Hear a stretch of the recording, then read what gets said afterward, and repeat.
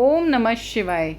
आशुतोष शशांक शेखर चंद्र मौलि चिदंबरा, कोटि कोटि प्रणाम शंभु, कोटि नमन दिगंबरा, कोटि नमन दिगंबरा। प्यारे भक्तगणों, आज मैं आपको रवि प्रदोष व्रत की कथा सुनाऊंगी। तो सबसे पहले हम ये जानेंगे कि प्रदोष व्रत क्या होता है। दो तिथियों का मिलन अर्थात द्वादशी और त्रयोदशी तिथियां जब आपस में मिलती हैं तो वही प्रदोष कहलाता है। प्रदोष व्रत को सबसे पहले चंद्रदेव ने किया था, क्योंकि वो 6 रोग से पीड़ित हो गए थे और अपने रोग से बहुत ही ज़्यादा दुखी थे। तब वो भगवान शंकर की शरण में जाते हैं और उनसे उस रोग को दूर करने की प्रार्थना करते हैं। तब भगवान ने उन्हें कहा कि हे चंद्रदेव, आप त्रयोदशी का व्रत करें। अतः त्रयोदशी के व्रत को ही प्रदोष व्रत कहा जाता है। यह महीने में 2 बार आता है, एक शुक्ल पक्ष में और एक कृष्ण पक्ष में।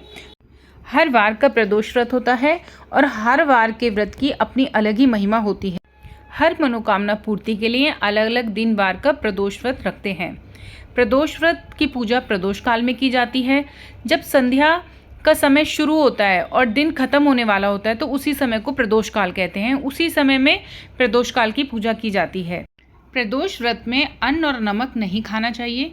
फिर भी यदि कोई व्यक्ति शारीरिक रोग से पीड़ित है और वह व्रत करना चाहता है तो एक समय वह सेंधा नमक डाल के भोजन ग्रहण कर सकता है। साधारणतः लोग इसमें फलाहार रखते हैं। फलाहारी व्रत ही रखना चाहिए। इस व्रत के बहुत अधिक फायदे हैं, जैसे कि प्रदोष व्रत करने से जीवन में दाम्पत्य सुख बढ़ता है। प्रदोष व्रत करने से परिवार में सुख संपन्नता बढ़ती है। वर्ष भर में 26 प्रदोष व्रत होते हैं। कहा जाता है कि मनुष्य को अपने जीवन काल में कम से कम एक बार प्रदोष व्रत को अवश्य ही करना चाहिए। आज रवि प्रदोष व्रत है, तो चलिए आज हम रवि प्रदोष व्रत की कथा सुनते हैं। रवि प्रदोष व्रत आयु की वृद्धि व आरोग्य के लिए होता है। रवि प्रदोष व्रत की कथा इस प्रकार है। यदि रविवार के दिन प्रदोष व्रत हो तो शिव जी के साथ साथ सूर्य देव की पूजा भी करनी चाहिए। दिन भर निराहार रहकर सूर्य देव की पूजा करें। सूर्य का पूजन सूर्य डूबने के पहले ही कर लें। प्रदोष व्रत में नमक, तेल आदि नहीं खाना चाहिए। दिन भर निराहार व्रत रख कर शाम को पूजन करके गेहूं का आटा, दूध, मिठाई, गुड़, फल आदि खाना चाहिए। 1 वर्ष तक नियमित प्रदोष व्रत करने से मनुष्य के रोग, शोक तथा शत्रुओं का नाश होता है और व्रती धन, धान्य, कीर्ति आदि प्राप्त करता है। इसकी कथा इस प्रकार है। एक बुढ़िया थी। रविवार के दिन वह हमेशा अपने घर को गाय के गोबर से लीपती थी तथा सायंकाल से पहले ही पूजा कर लिया करती थी। पकवान एवं फलों से नैवेद्य लगाती और स्वयं प्रसाद खाती थी। इससे शिवजी और सूर्यदेव उस बुढ़िया के ऊपर प्रसन्न हो गए और उसके पास किसी भी प्रकार की कमी न रही। उसकी संपन्नता को देखकर पड़ोसन को उसके ऊपर बड़ी ही ईर्ष्या होती थी। उसने अपने मन में सोचा कि यह बुढ़िया मेरी गाय के गोबर से अपना घर लीपती है, इसी कारण इसको धन धान्य की प्राप्ति हुई है। अतः उसने अपनी गाय को घर के भीतर बांधना प्रारंभ कर दिया। इस कारण उस बुढ़िया को अगले रविवार को गोबर नहीं मिला। उसने अपना नियम भंग जानकर बहुत ही चिंता की और बिना कुछ भोजन बनाए खाए ही सो गई। रात में भगवान ने उस बुढ़िया को स्वप्न में दिखाया और कहा कि तुम्हें आज गोबर नहीं मिला है, जिससे तुम बहुत दुखी हो। अतः तुमको एक ऐसी गाय देता हूँ जिससे तुम्हारी सभी कष्ट दूर होंगे, तुम्हारी मनोकामनाएं पूर्ण होंगी। सुबह उस बुढ़िया ने देखा कि आंगन में अपने बछड़े के साथ एक सुंदर गाय खड़ी है। बुढ़िया को स्वप्न की बात याद आ गई और उसने बड़ी प्रसन्नता से गाय को ले जाकर बांध दिया।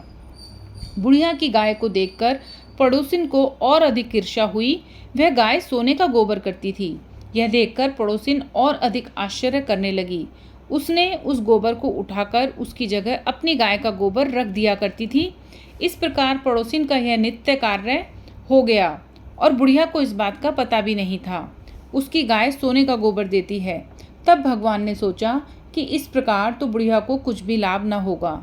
अतः एक दिन उन्होंने जोर से आंधी चलाई एवं जल वृष्टि की, जिससे कि उस बुढ़िया ने गाय को अपने घर के भीतर बांधा और दूसरे दिन प्रातः से घर के अंदर ही बांधना शुरू कर दिया। तब तो पड़ोसिन ने अपना लाभ ना देखकर राजा से शिकायत की कि जब उस बुढ़िया के पास एक गाय है जो सोने का गोबर करती है, अतः आप उसे ले लें और प्रजा का पालन करें। राजा को यह बात जच गई और उसने उस बुढ़िया की गाय मंगवा ली। किंतु भगवान की कृपा से उस दिन गाय ने सोने का गोबर ना करके साधारण गोबर ही किया। तब राजा ने उस बुढ़िया को बुलाकर पूछा कि क्या तुम्हारी गाय सोने का गोबर देती है? तब उस बुढ़िया ने कहा कि महाराज, मैं प्रत्येक रविवार को घर लीपती हूँ, भगवान की पूजा करती हूँ, उसी के प्रभाव से यह गाय मुझे प्राप्त हुई है और सोने का गोबर करती है। पड़ोसिन के कहने से आपने मेरी गाय मुझसे छीन ली है। यदि आपके यहाँ सोने का गोबर नहीं करती तो इसमें मेरा क्या दोष है? बुढ़िया की बात सुनकर राजा ने उसकी गाय वापस कर दी तथा उससे क्षमा याचना की। राजा ने पड़ोसिन को दंड दिया तथा संपूर्ण राज्य में ये घोषणा करवा दी कि सभी लोग रविवार का व्रत करें।